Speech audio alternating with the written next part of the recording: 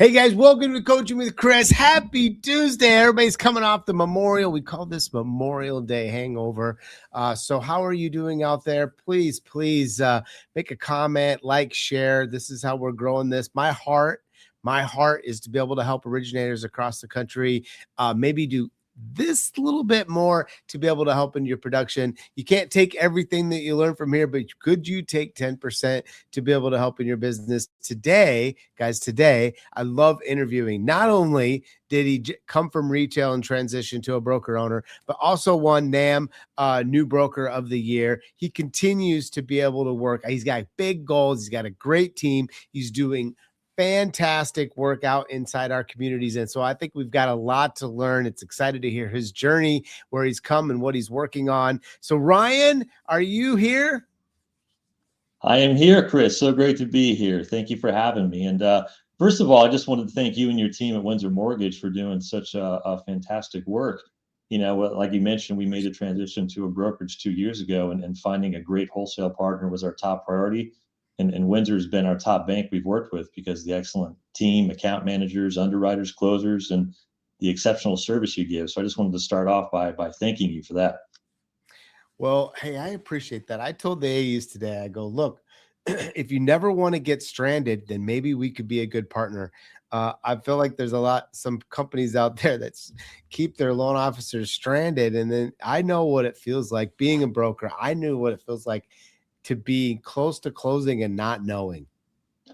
And I freaking hate that feeling. It's a terrible feeling. It is. It's a terrible feeling. And, you know, it's not like you can just say, well, I'll just fund it and we'll figure it out later. You know, it doesn't work that way. And so I appreciate that, Ryan. Thank you for that. You're welcome. Thank you. So you started in this wonderful world of mortgage somehow. Usually, if you're like me, it was an accident, and then it gobbled me up and I fell in love. But how did you find mortgage? Yeah, so I got started actually in 2004. I'm kind of aging myself right now, but I started with a wholesale lender. Actually, it was during the subprime days, the boom. I closed a large amount of deals without ever looking at a pay stub, because that's, you know, at that time in 2004, it was a lot of 80/20 interest only deals out there. I'm sure you remember those days. I do. And that's how I got started. Actually, it was just kind of the industry a lot of people were getting into. And yeah, I had a friend who was in the business and he got me into it. And so between 2004 and 2009, I was a wholesale account executive through one of those companies. Yeah. So the company actually, they made the transition from doing subprime to more, you know, FHA, conventional kind of lending. But the owner of that company, they pulled the plug in 2009. And at that time, I decided to make the transition. I called up my friend who was a loan officer. I said, can I join the company you're a part of? I want to start producing. So I got great training being a wholesale account executive. We saw a lot of loans. So it really helped me make that transition from, you know, wholesale into production right away and kind of hit the ground running. Well, and then back then, you know, we didn't have all the technology. So you remember reading rate sheets and guidelines where it was like you had to literally use your finger or a ruler to make sure you'd got it right, or you could price a loan wrong. You could grab a wrong guideline. Like, we didn't have the things that we have today to be able to make sure we could find the right matches. Oh yeah, I had the ruler on my desk too, so I wouldn't make those pricing mistakes, and faxing 1003s to price out and everything. Yeah, we've come a long way, definitely. So you started off AE and then transitioned in. You started off as a retail loan officer, right? And what market, just so everybody understands, what market are you in, Ryan? Yeah, I live in Gilbert, Arizona. So basically the whole Phoenix metro area is where I work. And yeah, I worked for a mortgage company that was a subsidiary of a bank. So I was under their federal registration.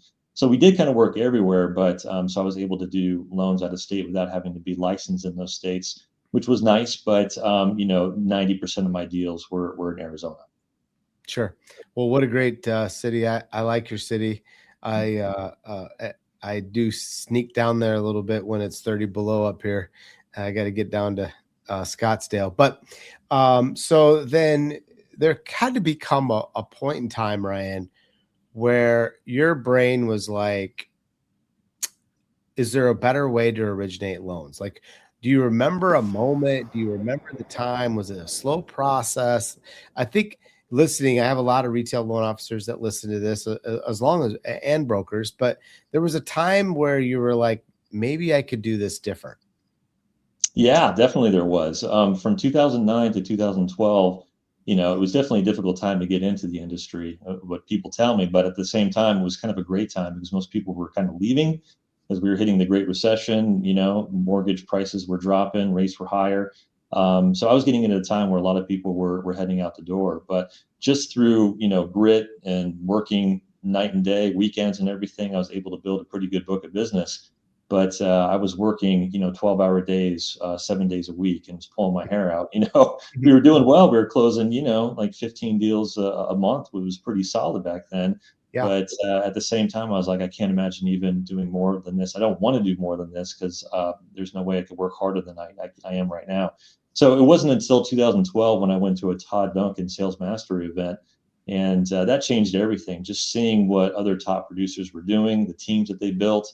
They were doing a lot less work than I was, having a lot more fun than I was, and producing a lot more. I saw like back then Jeremy Forcier. Oh, I know yeah. very well. He was on stage with Todd Duncan, and some of like the Rick Ruby and the core group was up there. Sure. Even Darren Hardy, who is a favorite author of mine, his book The Compound Effect is one of my favorites, and I work based off of that quite a bit. We could get into that later, but that event really changed everything because by 2012 I was just exhausted. And I just realized, I wasn't doing what I needed to do in terms of building a team, delegating a lot of the low value activities and focusing on the prospecting.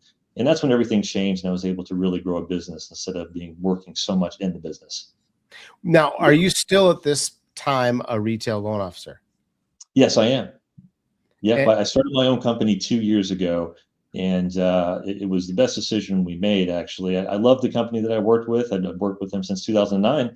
Was very loyal to them, but I was really starting to see, the difference between rates between the brokers and the other, larger lenders out there. Because I was seeing this company being growing. They were hiring more managers, middle managers, sales managers, and at the same time, our rates were getting worse. And every time I would get shopped, I know I would lose the deal because our rates just weren't competitive. And I would see sure. these smaller brokerages that were really kind of beating me significantly. And I talked to my team. I still have my same team from that company. We transitioned over to the brokerage together. And that's when I kind of decided to make the move. It was April 2024 that we started. So yeah, so I went from that to a brokerage. So You went retail to straight to broker owner. What was if I'm a loan officer listening today thinking about maybe I should make the switch? What would be 2 or 3 things of advice you would give them that you learned along the way of opening up your own shop and transitioning? Some people transition into a company and then open a company, but you went from company right into owning your own. What would be some advice you would give? Yeah, I think first of all, having a great team is a big part of it. Having someone you trust right off the bat. I was fortunate to have 2 great team members who I still have, and they made the transition with me. That's number one. Number two, just kind of having someone to kind of guide you through the transition. I have a company called MSource that I use, and they helped me out with licensing, all the compliance things that I needed to do. And also having like a good operating system was huge. I highly recommend Arrive. That's the system I use, and I know you guys are heavily in it. And getting signed up with the right wholesale team as well, finding kind of like the one or two partners that you really want to do the bulk of your business with. And for us, that was Windsor, and that's we really enjoyed our partnership with you guys. And that's probably the other advice I would give is just finding that one bank that you really know and trust that are going to get your deals closed, give you good rates, and communicate every step of the way. So that's an important part of the process as well. Yep. But they helped you with, thank you for that, by the way, but they helped you with call reports, licensing, like they really handled it because they knew the process. They know how to guide you through it. And did you feel like they took a lot of the heavy lifting for you and while you could concentrate on getting this business up and going and originating loans in your name right away? Or did you feel like there was quite a bit of stuff that you needed to do? Yeah, there was still a lot of stuff that I needed to do. Kind of finding the right team members, like the, CPAs, people to help me kind of create the business. But MSource, the company that I use for the licensing, they really do the majority of it. And it's the peace of mind of knowing that, I'm not sure exactly, all the compliance things that I needed to do or how to get licensed in all these states, how to sign up with these wholesale lenders. And they really walked me through that. So having a partner that guides you through it was really important, and they did that for me. So highly recommend finding a partnership like that before you get started. Because I was still working with my company for a couple of months before I fully made the transition. And they just really gave me that, 10-step process of what I needed to do. And all I did was just follow it. And then open the doors and you're ready to go and hit the ground running. One of the questions I get asked all the time is that how do I start this company while I'm still at my other, and and then get my licensing and being able to transition that in. Walk us through that journey, kind of the steps, how you accomplish that. I think having a great relationship with my old company was a big part of that, because as soon as I made the decision, I let them know that I was going to be making the transition, and I told them in 60 days I was planning on making the move. Most companies, they would maybe just cut you off right there and say, hey, we need you to leave now. We don't want you to be making that transition while you're still with us. But I basically told them, I was like, I'm going to help out with this transition. I know my production, it's going to be a loss, but if I could help bring other people through the door, if I could help kind of train some of the team about how I work and how I built my business. So that was really how I did it. Is I tried to let them know that I'm going to be making the transition and I'm here to help, try to make it as easy as I can for the company and the branch. But at the same time, you got to kind of carve out some nights and weekends to make sure that you're doing everything necessary. Because when I go from a federal, license to a brokerage, you got to start taking all the licensing tests and all the training and everything. That takes a lot of time. So you really just got to give yourself like a good 60 to 90 day time frame of what is needed to be done to make that transition, because you're going to be working a lot more hours while making that transition, because there's a lot to get up and running to do it. Yeah, I like that. I like that your transparency and honesty, and I think they appreciated it. It didn't feel weird. Everybody was on the uppity up, and it had to make that whole transition way smoother. It very much did. Yes. So you transfer, your whole team comes. What's your team look like, Ryan, today? And how do you kind of have this whole team structure? Because we've mentioned, and you mentioned, that one of the biggest parts of your success, and especially in the beginning of starting, was a team.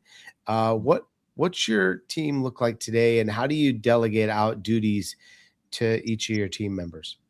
Yeah, I have a pretty small team, actually. I just have two. I have a transaction coordinator and a processor. My processor is really the contract to close. As soon as we get a contract and I lock in a rate and disclose, she follows up on everything else, getting the disclosure signed, getting all the conditions in, getting it submitted through underwriting, and then to closing. My transaction coordinator kind of helps me out with all the other stuff on top of that, with, once we get a pre-approval, collecting those conditions, reviewing them, getting them signed off on, doing some of our follow-ups. So that's what my team looks like right now. The only other team member that we're probably looking for down the road would be a little bit more of kind of a loan partner, kind of more of like my role in terms of, doing the initial application, reviewing and pre-approving, so I could focus more on prospecting, because I'm still doing a large part of that right now. But that's what my team looks like. We'll probably get to 3, and I think that's going to be the sweet spot for us. Yeah. So, are you taking the apps, doing the lock appointment, and then after you've gotten disclosures signed, are you turning that over to your transaction coordinator, or are you staying involved all the way to the end? I do stay involved still. I don't completely let go. I mean, she's still doing the bulk of the follow-ups, conditions, the uploads, and working with closing and everything. But I'm still there. I still do the communication with the realtors, for instance, and I was a part of the core for a while with Rick Ruby, and I love the Tuesday updates, and calling the realtors on Tuesdays, and calling them. That's actually, after this call, I'm going to be doing that. I'll be doing 2 hours of outbound calls, doing those Tuesday update calls. So I'm still in it. I'm still, doing the communication, but the bulk of, the busy work is what my processor does. I think the originator, Ryan, thinks that the Tuesday update calls are, I'm updating this, but I feel like if you had the right mindset, you could look at it like, I'm actually have the opportunity to look for referrals Yeah. within my Tuesday updates. If I do it right, it's not just an update. Like there are lots of little things that you are told throughout this day or these next 2 hours when you do it that have a lot of fruit for not only process and experience, but also referrals from both realtor and client. Are you doing a email template out for your Tuesday update and the phone call to your client, or is your processor handling the client for the Tuesday update and you handle realtors? I'm doing the client and I'm doing the realtors as well. Okay. Okay. Yep. And here in Arizona, we have something called a loan status update. It's a document that has to be filled out.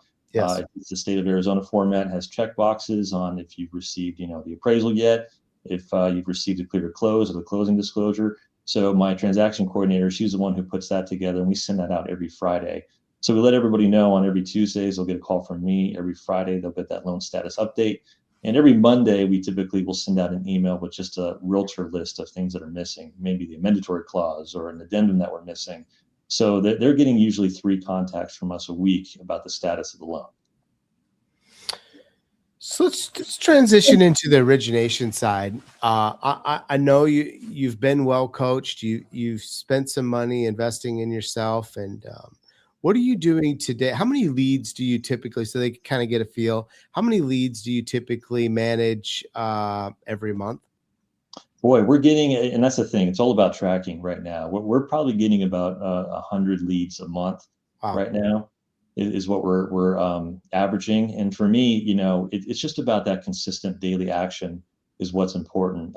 It's not the fastest who wins; it's the one who slows down the least. Is something I've always said. So consistency is the key, and I've really built a system where it's 30 points is my goal every day before I leave, before I head out of the office and stop my days. I want to hit 30 points. And what that is, it's just something I kind of built where it's if I do like a referral source phone call, that's 1 point.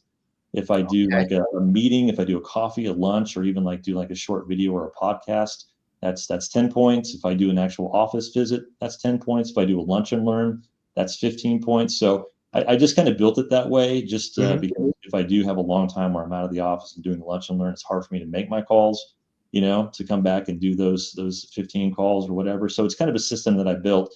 A lot of the times it's just a day full of outbound 30 calls, and I try to do 2 power hours a day, no matter what. What that is just 60 minutes of focused outbound calls. I turn off my email. I turn off all notifications and I just put my head down with my database and I make outbound calls for 2 hours. That's a majority of the time. That's how I get my 30 points. It's just 30 outbound calls during the power hours. So no matter what, every day, that's my goal. And you could probably see here, I actually have a chalkboard at my office that shows my production tracker. And I track that. I'm looking at it all day Oh to yeah, make I see it. to make sure I'm hitting those 30 points. And I also track our leads or pre-approvals and our new files as well. So, keeping track and keeping consistency is very important for me.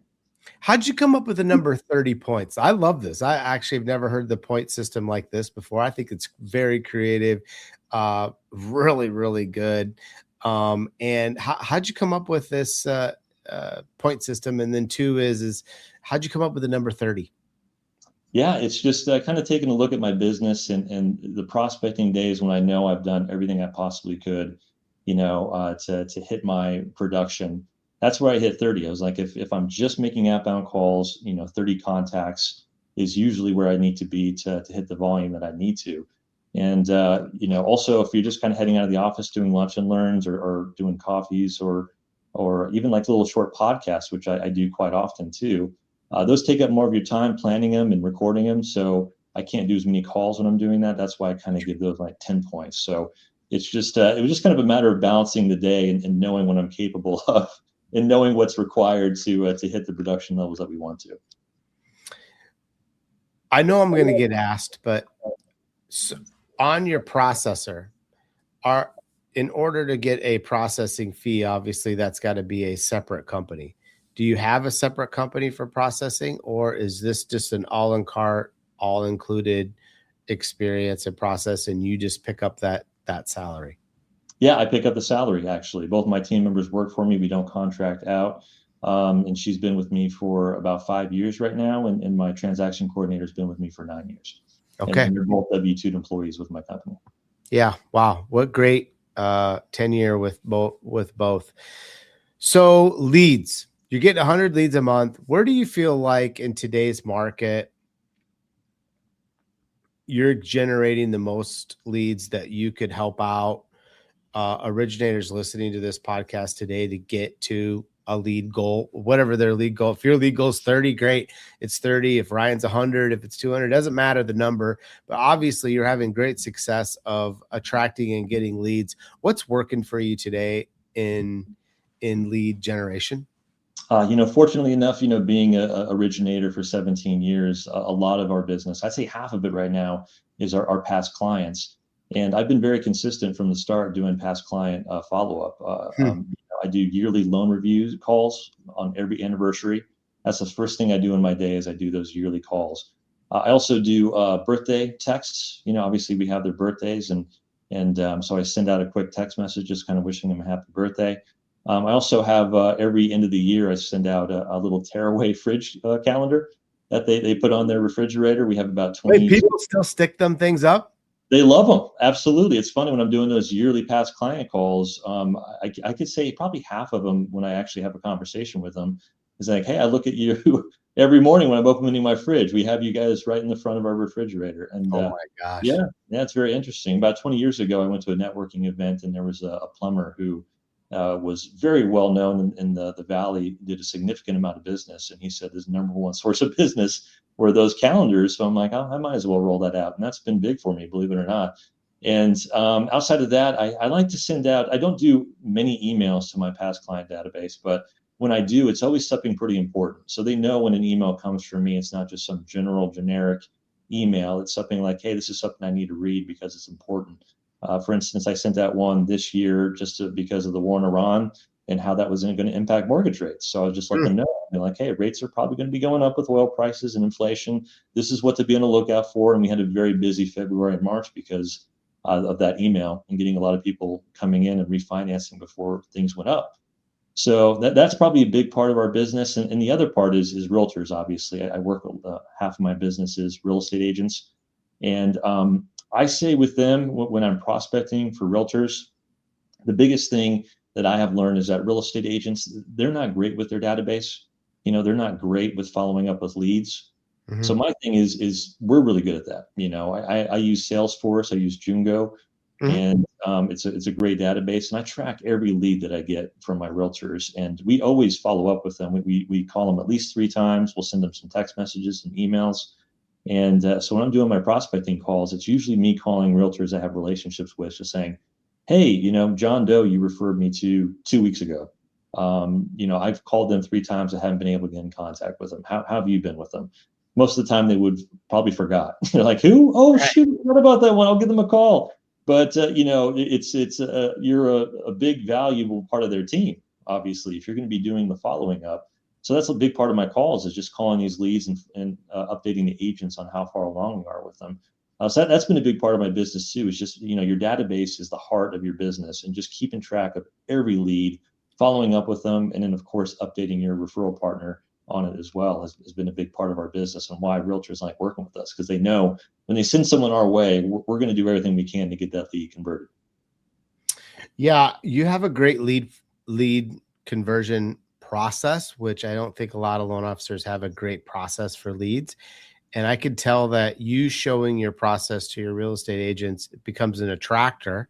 And they're like, if I'm going to send my leads anywhere, I might as well send them to Ryan because he's got a process, and then he's got the best chance to get me paid. Would you agree with that?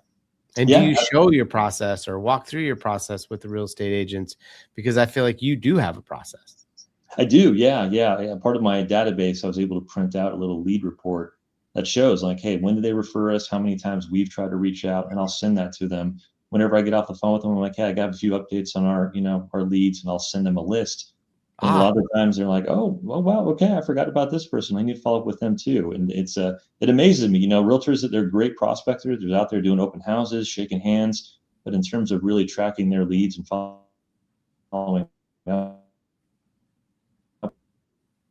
with them, they're not. What do you what are some things or goals that you want to implement in the second quarter that I know you got big goals. I know you're continuing to grow your business. We talked about adding one more teammate and kind of Yeah. like that particular position would be. But what are some goals that you're trying to implement here in the second quarter that would help you grow your business? Yeah, I'm still in my business quite a bit, and I delegate quite a bit to my team. But yeah, as I mentioned, I think a loan partner who's kind of doing more of the work that I'm doing in terms of the apps, the reviews, sending out the pre-qualification letter, delegating more of that so I could really get out there and instead of maybe doing 30 points, I could do 60 points a day. Oh, And at that point, I know our business would probably double if I'm hitting that kind of activity. So, just doing everything I can to continue building my team, training them, and delegating as much as I can to them. That still allows me to reach out and build our business. Because a lot of my business right now is just maintaining. mhm. Like the first 2 years of us, starting our own company, it was just transitioning. It was like, hey, letting everybody know this is our new company. This is why we made the switch. This is what to expect from us. You'll get the same great service, better interest rates, and more products, more programs. So the first 2 years was really about making the transition and maintaining our database and our relationships. And now it's going to be really about kind of growing our brand and continuing to prospect to build our business. Are you going to hire additional LOs underneath you, or are you going to stay as the Ryan team? We're going to stay as just myself as being the producer. Yeah, that's correct. We don't have any plans to really hire other loan officers right now. That could change in the future. But right now, it's just kind of building our team and building our systems and building our business. And once we kind of get that blueprint of exactly how things are working and working well, we can maybe plug in other loan officers into that system down the road. Yeah, I really like that. I feel like a lot of broker owners try to convert to hiring LOs too soon. Then Mhm. it affects their personal business, which then it affects their income, and it's just a spiral of results that turns out not that good.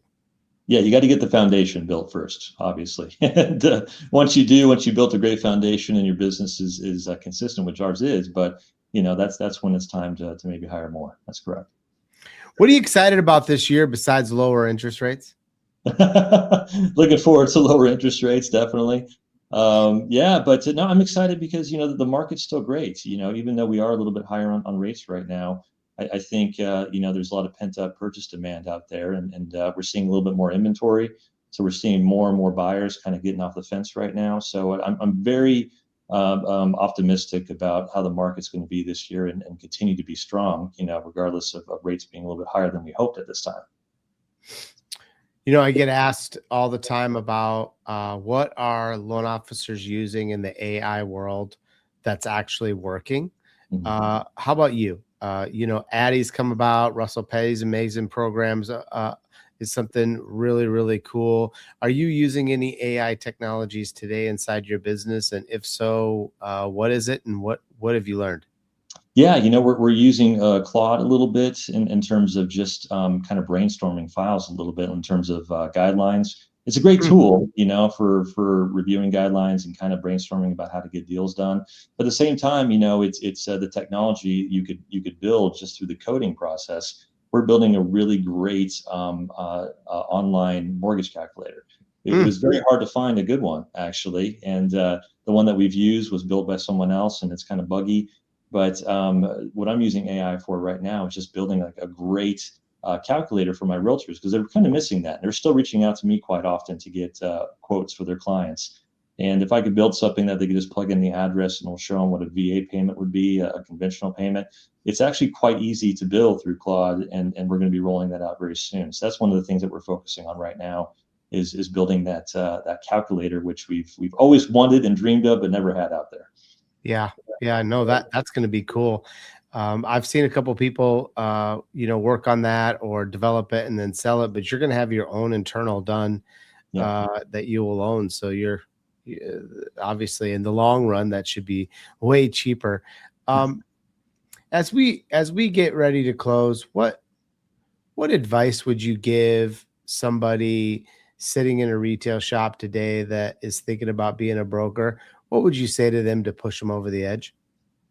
It was the best transition that we've made, really, and just kind of having full, complete control over your team and your company, and the systems that you're rolling out, your processes, and just finding great partners to work with in terms of the service and the programs and the products available. That's huge. I'm just saying right off the bat, it was a great move, and we're very glad we did it. A lot of people, when I told them I was making the move, they said, "You're going to wish you did it sooner." And that was the only regret I have, is I didn't do it sooner. But yeah, so I would just say, in terms of building your business after you've made that transition, just remember, speed in this business is really what wins. Being quick to answer, quick to close, quick to pre-approve, focusing on what you and your team can do to be faster. In this world of Amazon and same day deliveries, people are expecting answers quick, and they expect you to answer, and they expect you to close and get you a pre-approval fast. So building a team and building a system where you can be quick, that's a great way to quickly build your business, is just being known as the one who's on top of things. So that's another a bit of advice I would give. Another one would be knowing your guidelines. Every morning, I'm a pretty early riser. I get up at 4 a.m. I work out, and I'm usually in the office around 7, between 7 and 8, before I really start making my calls. Okay. Really spending a lot of time knowing guidelines, knowing products, knowing programs. When you make the transition into a brokerage, you go from maybe having just one company, one group of products, to having dozens. So it can be overwhelming for a bit, just knowing all the different unique programs that are out there, who does what best, and who has different guidelines, who goes down to a 600, who goes down to a 500 credit score, whatever. So really just kind of making sure that you're devoting time every day to really studying and knowing your products, knowing your programs, because especially when realtors give you a call and they have a scenario, they want you to be Johnny on the spot. When they say, "Hey, I have an investment property. How much seller paid closing costs can I ask for?" They don't want to hear you type in or looking it up on your phone and be like, "Oh, 2%. That's the max you could do." So they're always testing you, and they're going to want to know that you know what you're doing. And if you show your confidence, and that confidence is built through your knowledge, there's just knowing your guidelines, knowing your programs, knowing what underwriters look for, and knowing how to get people approved. That's one of my biggest pieces of advice, is really taking time to educate yourself every day. Yeah, I like that. I like that. Ryan, thanks for being on Coaching with Chris. I truly appreciate it. I'm love watching your little path here, seeing you win the award at NAM, watching your growth even into this year, and then watching the third person get to see this here come soon, and then what you're investing inside your team. Tom Brady they did an interview the other day of Tom Brady, and they're talking about his morning routine. And he's like, many people just don't invest in themselves enough. He goes, but I have found the more I invest in myself, the rate of return was crazy, like 400%. And he goes, that's why I played in the NFL longer than anyone. And that truly paid off. And I see the same in you. You're investing in yourself, investing in this team, whether it's time or money, effort. 100 leads is absolutely amazing. But the best part about you is how you lead. Authentic, real, honesty, upfront. That's what I really like about you, Ryan. And I can't wait to watch this next few years and see your growth pattern. I know it's going to be great. I appreciate that, Chris. Thank you for the kind words, and we're excited to continue our partnership with Windsor and continue our success together. Thank you. Hey guys, if you enjoyed this episode, Coaching with Chris, make sure you like and share this episode. If you need to, you want to reach out, you're like, what did Ryan say? Or how'd that point system? I'm sure you can find Ryan pretty easy, and he would love to be able to share that with you. Thanks again. And thanks, Ryan, for being on Coaching with Chris. Thanks, Chris. See ya.